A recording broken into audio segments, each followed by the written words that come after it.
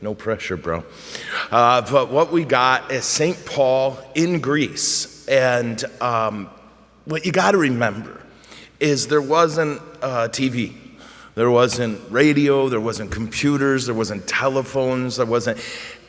If you weren't working and you wanted to be entertained, you would go into the center of your city, and there were people there who would just be standing on kind of blocks, like bricks, and they would be, no kidding, it's just crazy, but hear me out, just yelling philosophy.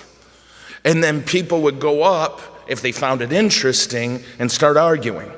This was entertainment, and people did it all the time. Whenever they excavate cities from the time of Jesus for the next 200-300 years afterward, really until the West collapsed, this was the main hobby for most people.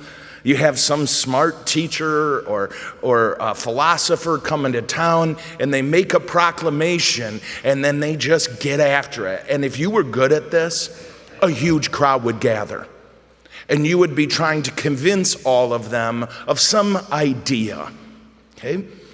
Now, if you go to Athens at this time, that was the center of it all, right? That this was where, if you were a philosopher or a teacher who wanted to be known or wanted your message to get out there, if you could get to Athens, that was the center of the world's intellectual pursuits, okay?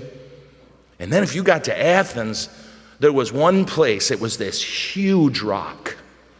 And if you were engaging enough, if you were interesting enough, they'd tell you, climb up on that rock. And now if somebody's up there, everybody else quits talking. Today's first reading, they wanted Paul up there on that rock. St. Paul climbed, and you guys, I've climbed on it. It is huge. If it was on our floor here, the top of it would be above our church crucifix. But if you were up that high, then when you yelled, everybody could hear you. So St. Paul gets up there, and he speaks to the Greeks about Christianity for the first time. And here's the cool thing to tell you. Christianity was never the same again. Once the Greeks got on board, almost nothing else mattered. Once the Greeks realized that this wasn't just some kind of weird faith, that there was actually a philosophy and a thought behind it that was even, and sorry to get into this, students, but my 8th graders, maybe you'll dig this, a philosopher named Socrates that had died 200 years before that, but everybody knew, one of the greatest thinkers God ever made. St. Paul quotes him. And in the end, that planted a seed of Christianity that I don't see any way Christianity would have survived without Greece. And it was all because St. Paul used the incredible mind God gave him. You got to remember, outside of the Bible, people wrote about Paul as a brilliant, brilliant man. Secular historians in the day wrote about this scary, smart, passionate guy.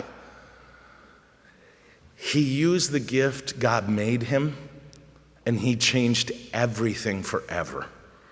It would be pretty hard to find a more important moment in the first 300 years of Christianity than St. Paul climbing up on that rock and telling people, I know there's one God and I can teach you about him. I know for our 8th graders, this isn't your last Mass with us, right? Next week, do you got Mass with us? No? I speak lies? Is this your last one? Well, now that stinks. Okay. We're going to miss you so much. But part of moving on, and is there other 8th graders than over here? We got any out there? Okay, I'm looking at you too, just so you know.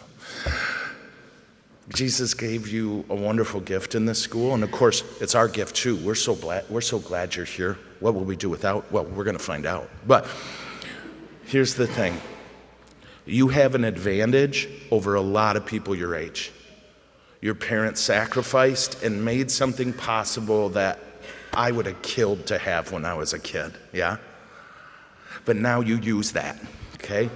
You use that not to make your life better, but to make the world better. And we're not going to make the world better through politics. Trust me. We're going to make the world better when we share Jesus, when we use our minds and our words and whatever gifts Jesus gave us to tell people the truth. So to that end, all of us should ask Jesus every day, form my mind. Form my mind, Lord, so that I can use every gift you gave me to make the world a better place. Amen? Okay.